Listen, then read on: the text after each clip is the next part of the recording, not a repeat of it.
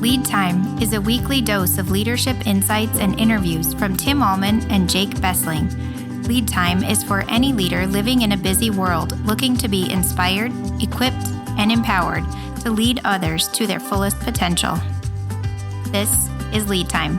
Welcome to Lead Time. My name is Pastor Jake Bessling here with Pastor Tim Allman. We are not only dudes, we are leaders, we are husbands, we are fathers, and we care about you. We are so glad that you are listening or watching here on Lead Time. This is 1 year into this project. Yes, it Lead is. Time. And we believe that eternities are changed when a leader grows like you. This is season 2, episode 2. And it was great to have Eric Fish on the show. If you missed that, go check it out from last week. It was so good. So why are we doing this, Jake? Man. Two reasons, main Two reasons. One, we want to hear amazing stories from amazing leaders. And we're going to be moving even out beyond the Phoenix grounds. When people come to Phoenix, a lot of people come to Phoenix. We've had amazing people. Jonathan Wrights, who spoke on Lead Time at the end of season 1. So we want to have great conversations to learn from other people. And then, frankly, Jake and I want to talk about things that we may not necessarily talk about on a respective Sunday as a preacher, a leader in a community. The content is overflowing and you get the benefit. So much goodness. Today in the studio, we are blessed to have the storying and the learning and the growing with Shannon Creamer. She's a director of the East Valley Young Life's organization here in Phoenix, and she reaches teen moms and dads. And so, listener, I want you to think about your life for a moment. Maybe you have kids, maybe you don't, but can you imagine having a kid, let's say when you're 22? I mean, even at 22, it can be daunting, it can be challenging, late nights, poopy diapers, stinks. What do I do? How do I do this? It's so new. 24, 26, 30. Can you imagine, though, having a child at 18 or 16 or 13? My wife, Nicolette, was a part of Young Lives and is, as she's ministering to some of the ladies through meals, and she saw a 13-year-old at this organization, at this community, a 13-year-old, and it was kind of a sickening in her stomach and in her heart. It's compassion. Her guts moved, literally is what the Bible says about compassion, to say, man, how can we help? And this can't be. And so we need to step into the gap for people that, yes, they've made a decision and we want to help them live with that decision. And it's a baby, it's a boy or a girl, and it's a life. And so, if you talk about, man, you shouldn't have an abortion, that's true.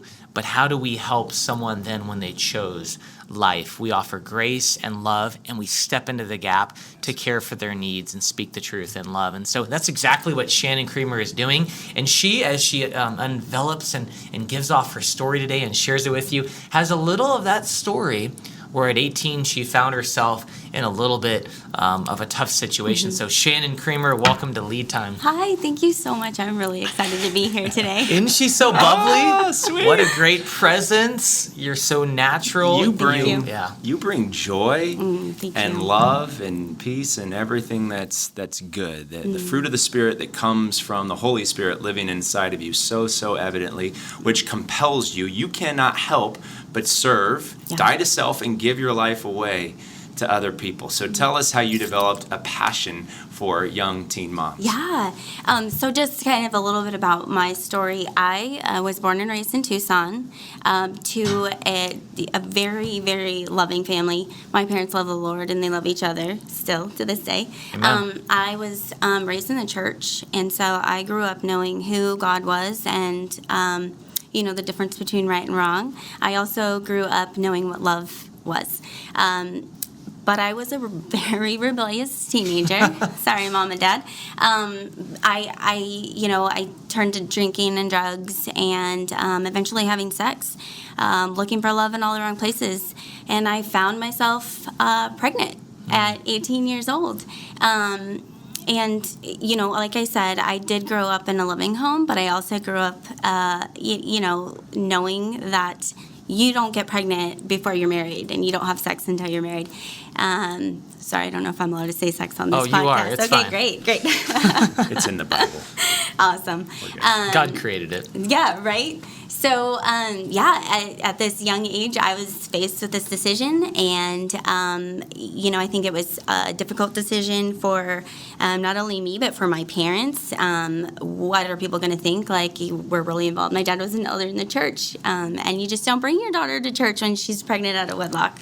It was a difficult time, and, even growing up and hearing how precious life is and when it starts and when it begins, it didn't make it any easier to be in this decision time. So I chose to parent my son. Whoa. So talk about like that moment you found out you're pregnant, whatever you're willing to share as far as that struggle with your parents, advice to people if they ever got in that situation as parents. So it took me a really long time to even take a pregnancy test. I was kind of in denial. And the moment I saw the pregnancy test, I think something inside of me just kind of snapped. Everything that I had learned from being young and raised in a home where God was so prevalent, it was like, okay, Shannon, like, you're not messing around with your life anymore. You're messing around with, like, another life. So it was immediate, like, that I just realized, like, this is the life. Like, I had never questioned that. It was still really scary, and I still, I just remember thinking, like, what am I going to do? I'm not married. I'm young. I can't even figure out what I'm doing in my life, and now I have another person to be responsible for. So I was really, really scared to tell my parents. I believe I told my mom first, and she just wept. She just kind of held me and wept, because I think that she also knew the way that she raised me, and this is a life. It wasn't just a decision for her young daughter to just make, or, are you going to go to college or you're not? Like, it was she knew it changed the trajectory of your life. Correct. Yeah. What was ahead of you? Yeah. And I think that, being a mother, you know what that's like. You remember that. That's not something that you forget. And so just kind of knowing that this is now what I was being faced with. And then telling my dad was also very hard. And I think that he had more of the stance of adoption. Like, this doesn't have to change your life. You can give it away.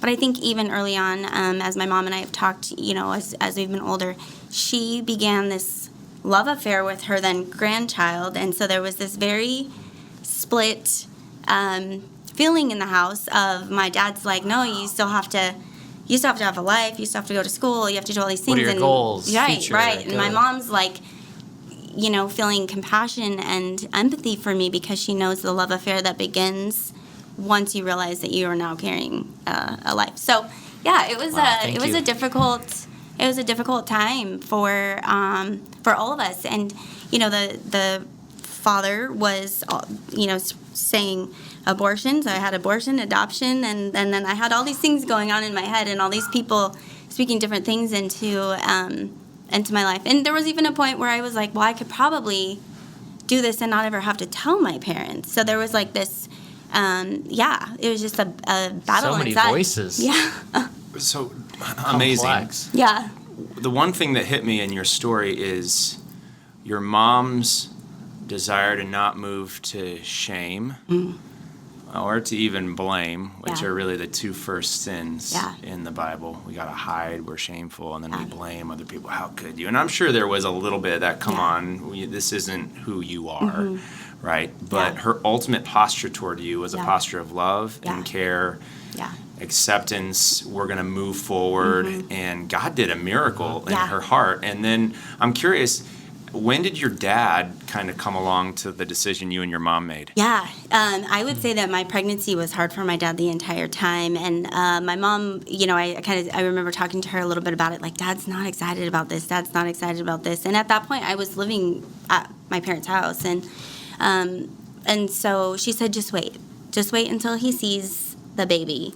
I get a little teary when I think about it, but she's like, just wait, because it'll take him a little bit of time. But once he sees his grandbaby, it will change, I promise you. And so I kind of just had to, trust that she knew my dad better than I did, and that it was going to take a little bit more time for him to come around to the idea of me parenting a child at 18 years old by myself. Wow. What's your son's name? His name is Will. Will, yeah. He's What- 20. What would you tell someone in those shoes as they find out this wasn't the plan? Yeah. I'm pregnant. I Yeah. have those options. Right. What would be your biggest advice to them? One thing that I will never change my stance on is Will is the greatest mistake that I ever made. Greatest meaning he is the greatest thing that could have happened to me at that time in my life. And I have never a day regretted parenting him, ever. Yeah, I've never looked at him and thought, I wish he were, not here. There's just never been, it was just like just a love story, right? A mom and her baby. And, to this day, I just look at him and I'm like, you are a miracle. Because where I was in my life, I don't know that God used that to pull, reach down and grab a hold of me, but it definitely got my attention, and it definitely got me thinking, like, this is something that I really need to take seriously. But he's amazing. I love him. He's awesome. And as we'll hear more of your story, you Yeah. had a community that came alongside of you, Yes. your parents' perspective, but also other people to pour into you, which Yeah. made it work. This is Definitely. so good. Amazing. So Jesus has used that moment of what could have been brokenness and shame, and he's worked beauty from ashes, Yeah. hasn't he? Yeah. And led your life on a trajectory where you're going to use your story to bless other young men and young women, mostly Yeah. young women, but we're going to Yeah. talk about even the young men that Yeah. you're starting to impact as well. So everybody's Yeah. heard of Young Life. Young Life is an amazing, vibrant ministry. It's kind of the games and the fun and the craziness. when I define what a youth leader does, Yeah. this is what we're looking for. It's a little bit of a Yeah, fun guy. getting after it like that. So Young Lives has a lot of young leaders, 20-some-year-olds probably, who are pouring into teenagers. But what you've probably not heard about is Young Lives. So tell us how Young Life and then Young Lives kind of partner, and just the story of Young Lives as a ministry in general, because Yeah. our people probably don't know a whole lot about it. Definitely. Yeah, so like you said, Young Life has been around since the 1940s, and Jim Rayburn kind of started it, and he believed that every kid had the right to hear the story of Jesus Christ and then decide what they wanted to do with that and how they wanted to respond. What a big vision. Yeah, oh, yeah. We want every Just kid to hear the Yep. message of And Jesus specifically. That was what he went forward to do. And so I think they kind of realized early on that not every kid was in high school, and not every kid kind of fit that typical Young Life high school club. And so they branched out, so now there's college life, there's wildlife, which is very fitting for junior hires. Capernaum is the special needs, and then Young Lives is what How holistic is yeah, that? it's awesome. Wow, Yeah, wow. it's really, really cool. Young Lives, they realized that they were missing kind of a group of kids, and Young Lives girls were not really going to bring babies to a regular, typical Young Life club and hang out in the living room, jump around and be all crazy. So it looks a lot different. So one of the things that we do at Young Lives Club is we offer childcare. The first thing that girls get to do is they get to go drop off their babies in, a safe, loving environment with people who are there just to hold and love their babies. That's what they come for. And that must mean the world to them, because their busyness, they're trying to Yeah. go to school still, Yeah. maybe 16, 17-year-old. Definitely. And they have a little respite Yeah. for 2 hours. Totally. Yeah. And that's the idea, is we want to give them a little bit of a break. We want to say, hey, come on.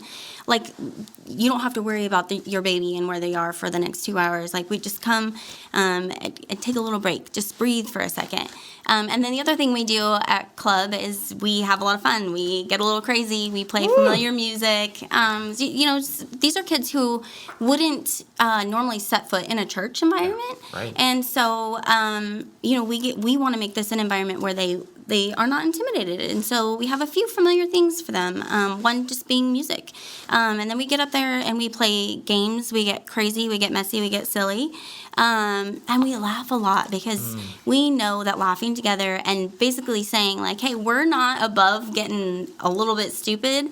If it makes those walls come down, and if Hey, it you could breaks say down sex those. in here, but not stupid. I'm just kidding. You can say Yeah, I walked up to the youth room where we host them, and I saw some stupid stuff going on. yeah, They oh, were yeah. dressed up in all these wigs and stuff, but they were having a blast. Definitely, And I could just definitely. sense joy, the Yeah. joy of Jesus, Yeah. and how it was taking people's minds off of whatever they were going through Yeah. that evening. Now, Jim Rayburn had that desire that every person would hear the gospel. How is the gospel then? And the gospel's there of just providing the environment, but also the actual verbal message of Jesus being proclaimed. How is that done? So at the end of the night, after we're getting, crazy and stuff, we just take it down a little bit and we just ask everybody to, turn off their cell phones we just ask for 10 minutes. Silence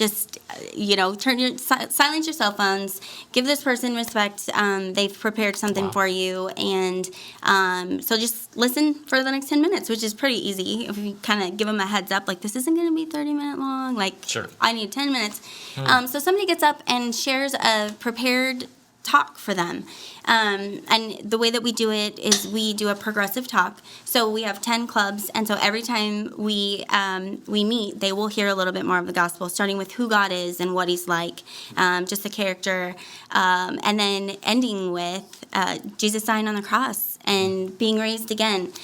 So during those 10 months, they will have heard I don't want to say the entire gospel story, but a very clear picture of who Christ is and what he came to do. So it's pretty awesome.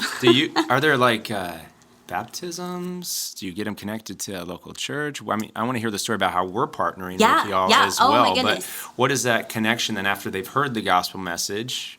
How do you move them into community? Yeah, definitely. So that is where our leaders, mentors come in. It's a ministry run with leaders. There's definitely no way that it would be possible without these amazing ladies who have said that they are going to come alongside these girls and they're going to do life with them without judgment. They're just going to love them. They want to be where they are. They want to know their name. They want to know who they are. And then this friendship starts. And then it's amazing what happens when somebody is willing to go out of their way to just get to know you and love on you, and that's where the connection to like a church comes in. It's like a woman who says, "Hey, I'm going to church. You should come with me. I'll come pick you up. Like, there's childcare there. Like, very let's relational. Go. Absolutely." And they've probably been pushed. Some people have been pushed away so many times based on having a child at that age, and then this is now acceptance. Yeah, and hearing their story and loving them. Is there a specific story you could share of someone that's gone through young lives and really just progressed toward Jesus, and Jesus really got a hold of them? I actually I'm sure you got plenty. I do. I really wanted to talk to you. So we actually have junior leaders right now. So these are girls who have been in young lives. They're young moms, and they have kind of aged out, if you will. 12 to 21 is usually the kind of scope of who we minister to. And these are girls who we don't really want to let go of because we see some really amazing qualities. But one in particular, her name is Alyssa, and she went to Sun Valley. We met her there at lunch. Sun Valley Church. Sun Valley High School. Oh, high school. Sorry. Yeah. Okay, got it. Yep. So we go to lunch at Sun Valley. It's called Contact Works. It's kind of where we go to create this relationship. Sure.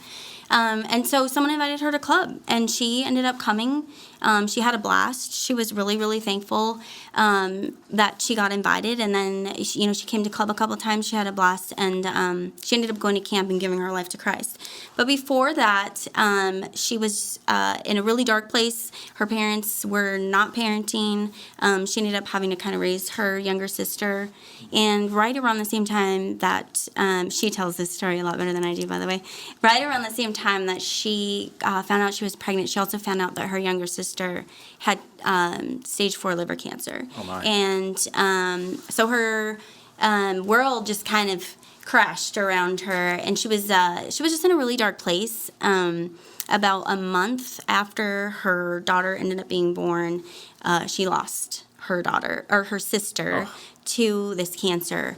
And she was in such a, I should be celebrating this life, and I can't quit mourning this life. And so she was just in a really, really dark place. And she ended up going back to high school, which is where we met her at Sun Valley. And she just decided that for her daughter, she needed to at least finish and graduate. And so, yeah, now, like, she's been involved for the last 3 years. She's grown, she's been baptized, she's been involved in Bible studies. Now she's in our junior leader program, which is she's just an absolute joy to be around. But I have really seen her. She was one of the girls, like, I took to camp. I met her, and just sitting and talking to her, and just the weeping, and but she's one who she came, she got it, she heard, and like she got home and she was ready to turn around. She was ready to change. It wasn't like I think I'm going to do this, and then she was like just sold out. So it's been amazing to see Alyssa and what a the powerful growth. story. Thanks My for sharing. goodness, Shannon, so good.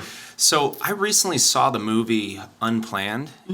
Came out maybe a year ago or so, and really in a graphic way shows what happens in abortion when young women mostly make that. It can be young and old women make that decision to abort. And do you interact with a number of different abortion clinics? How do you connect? Because the movie does a real nice job of saying there's a right way and there's a wrong way. There's you're going to hell, I can't believe you, baby killers, all this kind of stuff. And then there's the other relational way. I love you, you don't have to make this choice. So do you intersect women who are on the verge of possibly making that choice toward abortion? I'm sure that that we have and that we do. We do partner with Choices here, and Choices Pregnancy Center. Choices Pregnancy Center.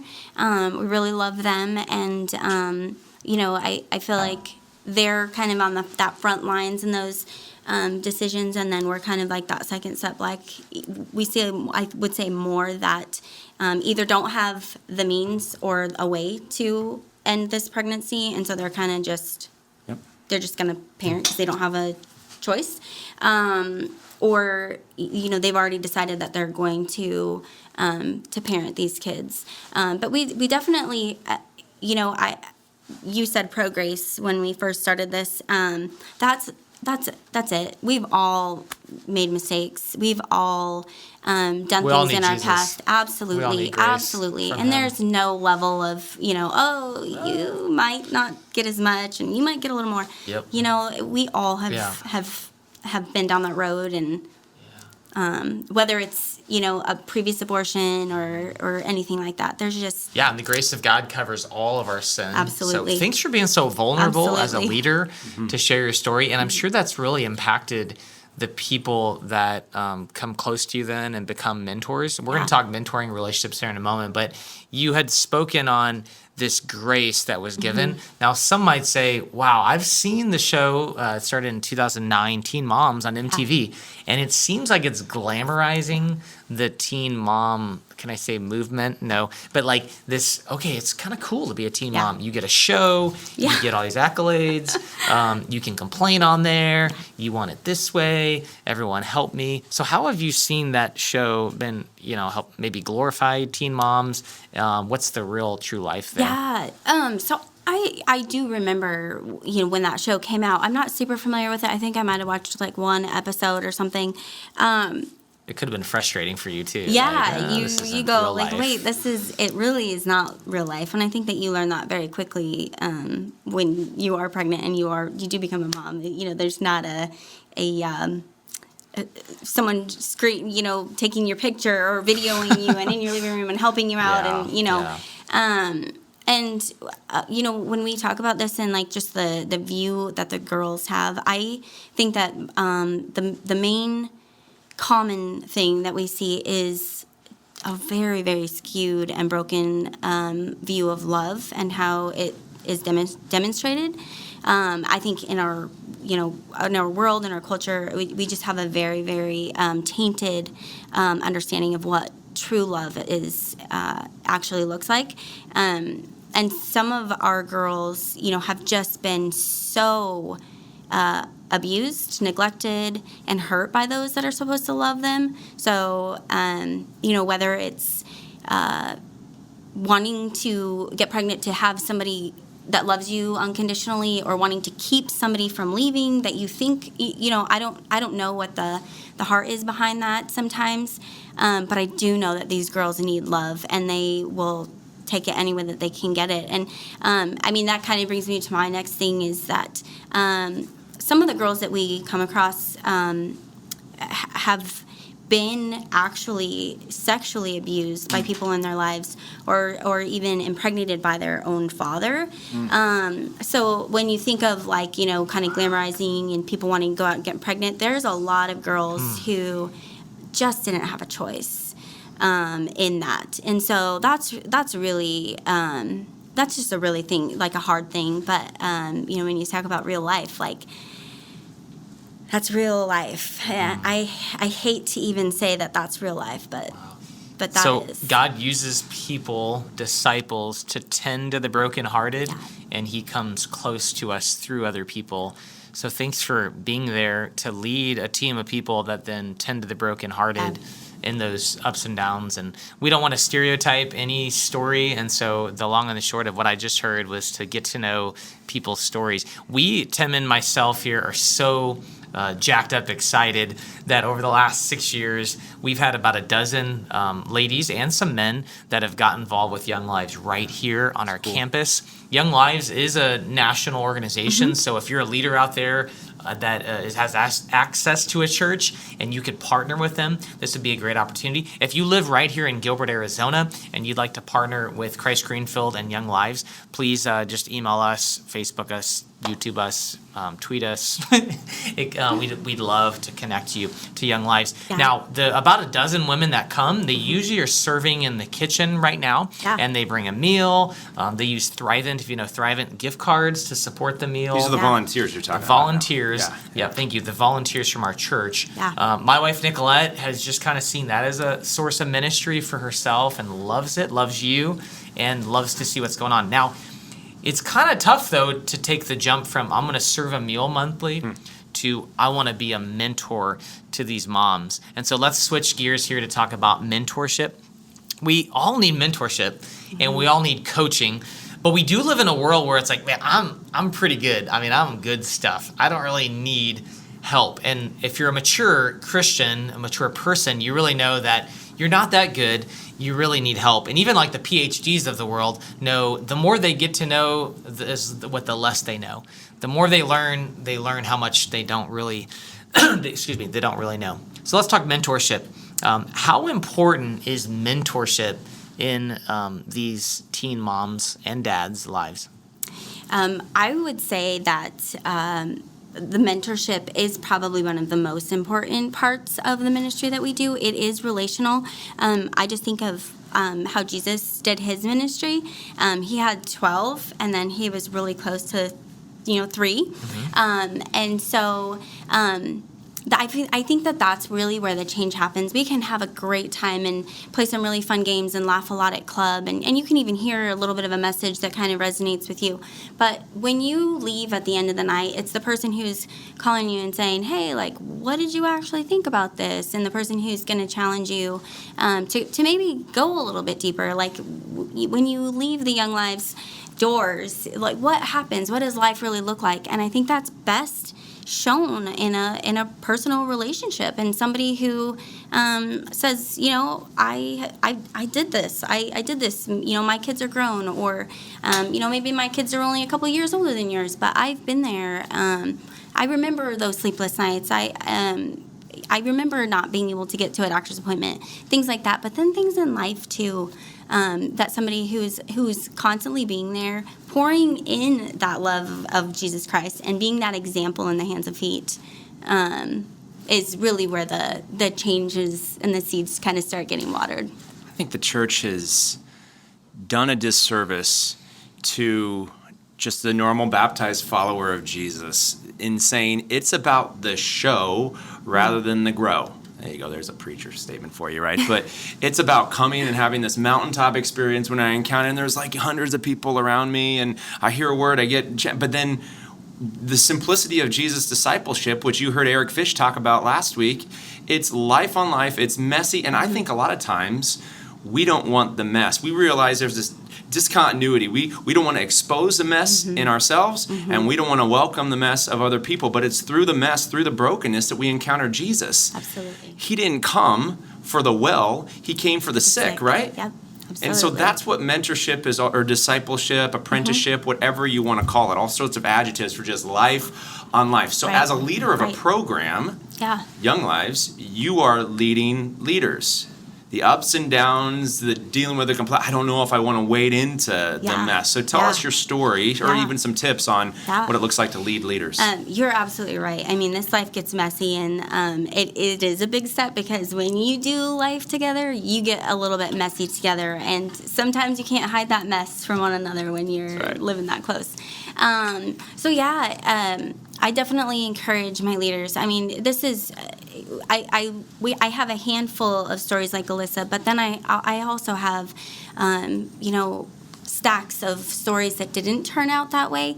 And sometimes that can be really defeating when you are a leader, when you pour your life into somebody. But sometimes we're not the ones who see those seeds grow. We're just the ones who are supposed to be planting them.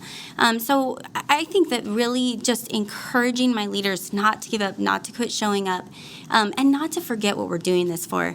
At the end of the day, we get to share the greatest love story of all time. Amen. And a little bit of hope to some hopeless, and to be a friend to some friendless. And so that's really why we're here. That's really why we're doing it. I mean, we want to have a great fun club, and we want to have the best dinner. By the way, your wife, I really Good love dinners, her. yeah. She Way to is go. amazing. Hispanic. But so that's it. It's really easy to get fooled by the show, like you said. But Yeah. really, if we're not getting down in there, and we're not, holding each other accountable, and I need it too. But yeah, just letting those leaders know like how loved and appreciated, and the work that they're doing. Not that they have to do it, but that they get to. Yeah, I'm So. sure as you train your leaders, you have different training tips. So what would be like 2 training tips that you could offer us that would be applicable that you offer Yeah. them usually? The first thing that I tell anyone who wants to be a leader is that the relationship with Christ is the most important relationship. If you don't have that foundation, everything else around you will crumble. And we get tired of pouring out if we're not being filled back up. And then the other thing is for specifically Young Lives Ministry and my leaders is contact work and showing up and just being willing to go to those places. Sometimes it's uncomfortable. I mean, I don't know if you guys have ever walked on like a high school campus and tried to sit down and make conversation with some kids. Most of the time they look at you like you're crazy. And but showing up and showing that you care, and just continually going into those hard places to meet these kids and let them know that they're worth it. But those are 2 things that are really, really important to this ministry. Yeah, I love it. And as I've interacted with the organization and kind of seen those ladies go, I mean, the authenticity of the high school kid can know if you're going over the top, you're trying to be like them or something, but all ages can relate to high school kids. And It's teen true. moms It's true. and teen dads. They need someone to look up to, and they've heard a lot of the fluff. They can see through it. They really just want an authentic conversation about real life. What are you going through? How was your day? Yeah. And if it's only 5 minutes, it's 5 minutes. But a lot of times, too, it's just playing basketball or having Right. the party or Right. inviting them over, just really hanging out and taking their mind off of all the pressure that we put on them, the busyness, all these challenges, but just coming close and being like Jesus to have Totally. relational equity with them. Yeah. This has been so much fun. Yes, it has. So you've been doing this, Young Lives leader, how many years? About 10. I started Oh, my in goodness. Tucson Yeah. a while ago, and then I took a little bit of a break, and then this is my 3rd year here in the East Valley. You are in your sweet spot, and the evil one likes to give us lies in our head. And it really comes in this form. It's a form of voice of resistance. What are you doing? What change are you making? Is it really worth it to get that messy? That's what the voice of resistance may sound like in my head, and I don't know if it's a similar voice often for many of us as leaders. So having a firm foundation, the truth of why you do what you do. So what is your white hot why? We love to talk about that, the main thing that gets you up and out of bed, and can you succinctly say, this is why I do what I do? Oh, wow. I absolutely fall in love with these girls in their lives. They're what gets me out of bed doing what I do. And it's not even like a particular story. It's just watching the little changes. And some of the girls we have come from really hard backgrounds. Just getting a hug at the end of the night is sometimes all it takes to make me want to come back again. Or a smile, or oh, you weren't there. I was looking for you. Those are the things. And we of course, we are always celebrating, like any time a sinner repents. Like there's angels Rejoicing. that are rejoicing going on and on earth. But sometimes it's not even that big. Sometimes it's just someone breaking down some of those walls and letting you in and just being a friend. Because really, at the end of the day, we're just being Jesus to these girls.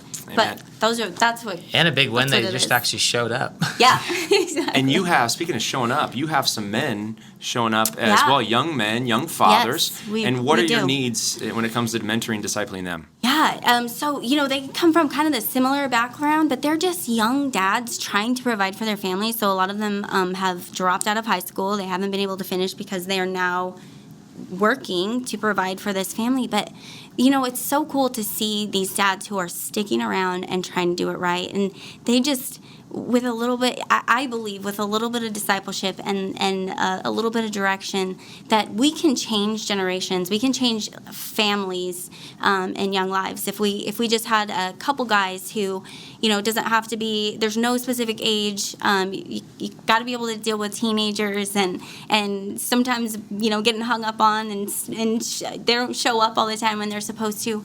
But if you just keep, pursuing them, I really believe that we have some guys in our midst that just keep showing up for whatever reason to hear the message or to be supportive to their girlfriends. But What an opportunity, listener, you have, and especially if you're a member of Christ Greenfield and you're a dude out there thinking about this. Jesus hung out with teenagers. A lot of the disciples were between the age of 14 to 21. They were young dudes. They were misfits. They had problems, issues, and so he hung out with them and changed the world. You could change a kid's life here too. Now, we know in life a lot of times behind any good man is a better woman. And so we round each other out, males and females, but you have an awesome husband. Yeah. You are an awesome wife. And but your husband, what's his name? Josh. Let's talk a little bit as we start to close here on the dynamic of leading together, or your role and his role as you've served in Young Life. So what are some of the strengths of that and also the struggles? Yeah. So when I first started leading in Young Lives, my kids were pretty young, and so Daddy was on, dinner duty and bottle duty and diaper duty. And at first, I would say that he was not extremely supportive, that he felt more robbed of a little bit of family time in the very beginning. And that made it a little bit difficult at times because I really felt like, why is the Lord asking me to do this if it's that hard on my family? But through the years, I kind of just continued, and with a lot of conversation. Josh is amazing, and we've been married for a long time, so we've had a lot of conversations. But he's kind of figured out how much this fills me up and how much like this ministry does. Just by me being in it, I think that he's seen what God has done in my life. I think that I'm able to share with him what God has done in some of the other girls' lives, and he's been able to celebrate with me. And now, at this point, he's extremely supportive. He realizes that by just him being supportive, he is absolutely doing something for the kingdom, just letting me go out and do what I do. And so much so that now we do take dads to a winter camp. It's a weekend camp that we take the moms, dads, and babies if dads are willing to go. So he is my camp guy leader because I do not have someone who is with them on a regular basis. And so he said, I'll give up my weekend and I'll go hang out with some teen dads. So I would say that he's come a long way from, kind of feeling a little bit like I was taking too much away from family to now he's ready to go give his weekend up to hang out with some dads. So Dude, Josh, it's pretty cool. you are such a cool stud. Way to go. Way to support. It's been fun. your honey and all that she does, minister into kids. And next week, we're actually going to talk to Maddie Hazy about leadership lessons in camp counseling. And so I know Young Lives loves camp. Let's ask a question about that. I mean, as far as you guys go up the hill and you go somewhere, maybe Flagstaff? Yeah, or? we go to Williams. Yeah. Williams, yeah. Mm-hmm. What does the camp experience mean for the teen moms and dads? Yeah. So, we pile car seats and playpens and we pile all of their stuff. We actually bring our own childcare too. And so we go up to Lost Canyon, and when we go for the weekend, we go with our whole area. So they're around other high school students, kind of emerged in the whole camp experience. And we do just drop babies off. So it takes us a little bit longer to get where we need to go. But we bring childcare, but we take away electronics. And, the talks that are there at camp for the weekend and for the week, obviously are a little bit faster paced on the weekend, but it's still going to be like, who is God, and why does it even matter to me, and what is the need, and then what did he do about that need? So it's still going to be a full message, and that they'll hear clearly because we take away all their cell phones. That is awesome. How do they live? Yeah, Way to go. it's They rough. survive. It's rough, I know. So 2 questions. We've heard a lot about apprenticeship and discipleship up to this point. Let's move to what book you're reading or books that you are reading. Yeah. Leaders or readers, enlighten us. Yes. So I have been reading Traveling Mercies by Anne Lamott, and it was a book that was given to me by a friend to read about grace. And then I actually just more recently got The Power of a Praying Wife off the shelf. I dusted it off. It's been a few years since I have read it. And I think that I'm just reminded so many times in my life that, like, just getting on your knees is where you got to begin. And so with being a wife, being a mother, being a leader, it just is constantly, like, I just don't think you can be in prayer enough, especially with amen. What's going on in the world today. Yeah, last question. Final word of advice for young leaders. Yeah. Here it is. Yeah. Bring it. Just stay connected to Jesus. He will be your rock and your foundation. Show up. Just continue to show up and pray. Pray. Before you go somewhere, before you hang out with a kid, just pray. Awesome. Yeah. It has been a joy to have you on this Thank show. you. It's Didn't been that fun. rock? That was It's been so fun. awesome. You're a courageous female leader in this valley, and into eternity. I mean, lives are being changed, and you might not hear all the stories this side of eternity, but as you show up to mentor your team that then loves other people, it is affecting a lot of different people that no one else has been going to. So thanks for going to show up so often. Listener, who are you showing up to, not show off to, but show Jesus to? I mean, are you consistently going into a place of brokenness in the society, the homeless, the addict, the teen mom, the dad that's struggling to be a teen dad? Who is it in your world that you're like, man, this is hard. This is hard work, but not a lot of people are doing it, but I love it. And it's because it's the heart of Jesus, so keep doing that. There you will see Jesus and you will find joy. Trust the Holy Spirit as he leads you. Sharing is caring. This has been a joy, Shannon. Woo, woo, woo. Yay. Another one in the So books. fun. Go with the joy and peace of Jesus today.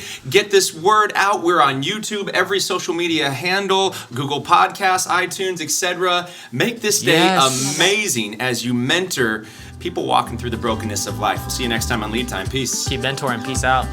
You have been listening to Lead Time with Tim and Jake. Please subscribe at cglchurch.org/leadtime. Thanks for listening. Tune in next Monday for another episode.